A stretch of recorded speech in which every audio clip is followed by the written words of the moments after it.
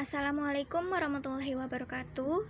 Saya Dwi Prihatiningsi dari kelompok 5, Prodi D3 MPRS, Universitas MH Tamrin, ingin mempresentasikan tugas bahasa Indonesia tentang keterampilan berbicara dan pembelajarannya. Yang pertama ada pembelajaran, yang kedua ada pengertian berbicara.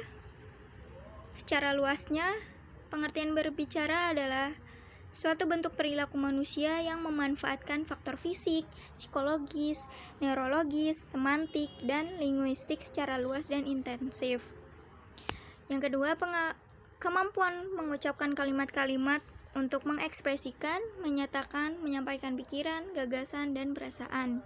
Yang ketiga, ada keterampilan menyampaikan pesan melalui bahasa lisan. Yang keempat, merupakan suatu sistem tanda yang dapat didengar audible dan dapat dilihat atau visible yang memanfaatkan sejumlah otot dan jaringan otot tubuh manusia untuk mencapai tujuan-tujuan yang diinginkan.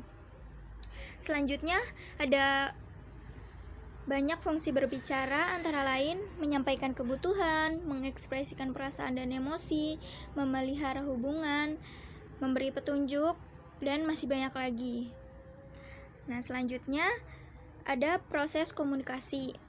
Yang pertama, kita ada encoding atau komunikator atau pembicara, terus lanjut ke pesan, terus pesan disampaikan ke pendengar atau komunikan atau yang disebut dengan decoding. Nah, habis itu nanti ada media bahasa, sarana, dan juga interaksinya. Selanjutnya, pesan yang disampaikan itu berupa bisa informasi, bujukan atau ajakan, hiburan atau lawakan. Tujuan dari berbicara ini menginformasikan atau menjelaskan tentang misalkan materi. Yang kedua, menstimulasi atau mendorong, meyakinkan atau menggerakkan seseorang, menyemangati bisa. Yang ketiga, menghibur. Selanjutnya ada keterampilan berbicara. Yang pertama, keterampilan fonetik atau phonetic skill. Yang kedua ada keterampilan semantik atau semantic skill. Yang ketiga keterampilan vokal atau vocal skill. Yang keempat keterampilan sosial atau social skill. Nah, keterampilan fonetik ini melafalkan bunyi-bunyi bahasa vokal, konsonan, diftong, intonasi, tekanan, durasi, serta volume suara. Permasalahan pengucapan itu ada seperti vokal a, i, u, e, o, kemarin, nasihat, resiko, atau hakikat. Terus yang kedua ada konsonan kayak huruf K, H, J, H, S, Sh, Z, F, atau P. Teknologi akhir, khusus, azas, syukur, jenazah, ijazah, faham, fikir, atau paham. Kalau diftong ada ai, au, dan oi. Pake, kalau, pulo, pante, pete, gule. Nah, yang kedua ada tadi keterampilan semantik, penguasaan kosakata atau pilihan kata atau diksi, ketepakatan ragam bahasa yang resmi atau tidak resmi, pembakuan kata baku atau tidak baku, ketepatan makna, denotasi atau konotasi, serta variasi gaya bahasa. Ada lagi keterampilan vokal, kenyaringan suara, kehalusan jenis suara, olah vokal atau tinggi rendahnya suara, serta variasi suara. Selanjutnya ada keterampilan sosial, cara menjalin interaksi dan komunikasi agar aktif, kreatif, inovatif, dan juga menarik. Yang pertama ada cara berdiri, cara memandang atau melihat, cara menjelaskan, cara mempersilakan, cara bertanya, menjawab, menyampaikan persetujuan, penolakan, atau kritikan. Selanjutnya ada cara berbicara atau pembicara yang ideal, itu pintar memilih topik yang tepat, menguasai materi, memahami latar belakang pendengar, mengetahui situasi, tujuannya jelas, kontak dengan pendengar, kemampuan linguistiknya tinggi, menguasai pendengar, memanfaatkan alat bantu, penampilannya meyakinkan, serta planning atau terencana ya. Selanjutnya ada hambatan internal, Yang pertama, ketidaksempurnaan alat ucap. Yang kedua, penguasaan komponen kebahasaan. Ketiga, penguasaan komponen isi. Yang keempat, kelelahan dan kesehatan fisik maupun mental. Selanjutnya ada hambatan eksternal. Yang pertama itu suara atau bunyi. Yang kedua, kondisi ruangan.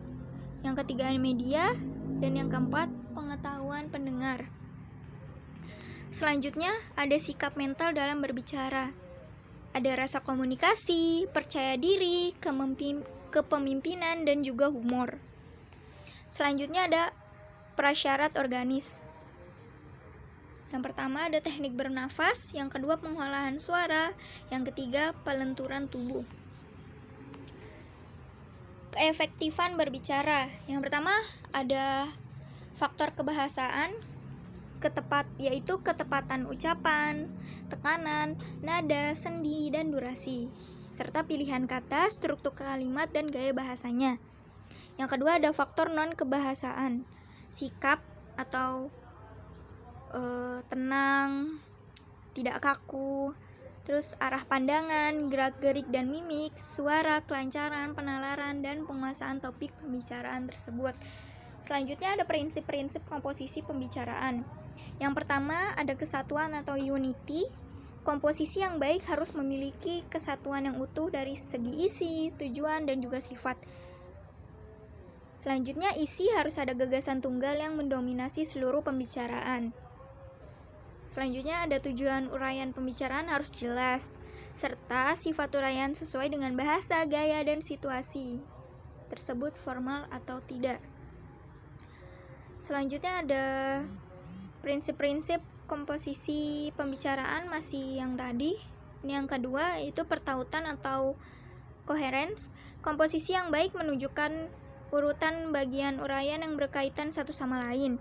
Pertautan dapat mewujudkan kelancaran dan keserasian dalam perpindahan dari pokok yang satu pada pokok yang lain. Caranya, ungkapan penyambung, kesejararan bentuk, serta pengulangan gagasan. Yang ketiga, titik berat atau emphasis. Komposisi yang baik selalu memberikan titik berat atau penekanan pada bagian-bagian yang penting. Misalnya dengan cara memberikan tekanan suara atau petunjuk isyarat pada bagian yang penting.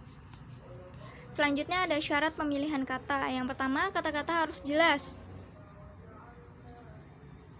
1. Gunakan istilah yang spesifik. Yang kedua, gunakan kata-kata yang sederhana. 3. Hindari istilah teknis. D. Hemat. Yang kelima, gunakan repetisi untuk yang penting. Yang kedua, kata-kata harus tepat. Hindari kata yang klise atau tidak sesuai atau sering sekali diucapkan. Yang kedua, gunakan bahasa umum. Yang ketiga, hati-hati kata penggunaan kata asing. D. Hindari kata-kata vulgar. E. Jangan menggunakan penjulukan. Yang terakhir, jangan menggunakan eufemisme atau gaya bahasa pelembut yang berlebihan. Yang ketiga, kata-kata yang harus menarik, yaitu pilih kata yang menyentuh kepentingan halayak. Gunakan kata berona atau melukiskan sifat, perasaan, dan juga keadaan. Gunakan bahasa figuratif atau gaya bahasa yang menimbulkan kesan yang indah. Terakhir, gunakan kata-kata tindak atau kata aktif. Selanjutnya ada penilaian berbicara. Penggunaan bahasa itu ada 5. Yang pertama itu lafal, kedua intonasi, ketiga pilihan kata, keempat struktur kalimat, dan yang kelima ragam bahasa. Nah, ada juga isi pembicaraannya nih. Yang isinya itu ada hubungan isi topik, struktur isi, kuantitas isi, dan juga kualitas isi. Serta ada teknik dan penampilan meliputi gerak-gerik dan mimik, hubungan dengan pendengar, volume suara, serta kefasihan pembicaraan. Selanjutnya ada analisis pendengar. Analisis pendengar ini ada banyak ya. Ada jumlah pendengarnya, tujuan mereka berkumpul untuk apa, adat kebiasaan mereka apa, acara lain, tempat berpidato di mana, usia pendengar berapa, tingkat pendidikan pendengar tingkat mendengar, keterikatan hubungan batin dengan pendengar, dan juga bahasa yang biasa digunakan. Selanjutnya ada cara membuka pembicaraan. Ini harus tergantung ya, formal atau tidaknya. Yang pertama ada langsung menyebutkan pokok persoalan, to the point, melukiskan latar belakang masalah, menghubungkan dengan peristiwa mutakhir atau kejadian yang tengah menjadi pusat perhatian halayak, menghubungkan dengan peristiwa yang sedang diperingati, menghubungkan dengan tempat komunikator berpidato, menghubungkan dengan suasana emosi yang tengah meliputi halayak, menghubungkan dengan kejadian sejarah yang terjadi di masa lalu, serta yang lain-lainnya. Masih banyak sekali ya. Selanjutnya ada cara menutup pembicaraan itu menyimpulkan atau mengemukakan ikhtisar pembicaraan atau kayak rangkuman dari pembicaraan tersebut. Kedua, menyatakan kembali gagasan utama dengan kalimat dan kata yang berbeda, mendorong halayak untuk bertindak, mengakhiri dengan klimaks, mengatakan kutipan Al-Quran, sajak, peribahasa, atau ucapan para ahli. Selanjutnya ada menceritakan tokoh yang berupa ilustrasi dari tema pembicaraan, menerangkan maksud sebenarnya pribadi pembicara, menguji dan menghargai halayak, dan membuat pertanyaan yang humoris atau anekdot lucu. Kayak ibaratnya diakhiri dengan games, mungkin pembagian door prize atau semacamnya. Selanjutnya ada cara membangun kredibilitas. Yang pertama otoritas, yang kedua good sense. Selanjutnya ada syarat guru berbicara, yaitu menguasai materi, mampu memilih dan menggunakan cara mengajarkan berbicara, mempunyai pengalaman dengan berbagai ragam metode atau teknik pembelajaran, mampu menggunakan berbagai media, dan mahir berbicara. Ada lagi metode berbicara, ada cara menjawab pertanyaan, cara bertanya, melanjutkan cerita, menceritakan kembali, percakapan, parafrase, wawancara, serta memperlihatkan dan bercerita. Yang terakhir ada pembelajaran berbicara. Yang pertama ada membaca puisi, kedua bercerita, ketiga bermain drama, keempat musikalisasi puisi, yang kelima berceramah, yang keenam berdialog, yang ketujuh berwawancara, dan yang terakhir berdiskusi. Sekian presentasi dari saya. Mohon maaf bila ada salah kata, kurang lebihnya mohon maaf. Wabillahi taufiq wal hidayah. Wassalamualaikum warahmatullahi wabarakatuh. Terima kasih.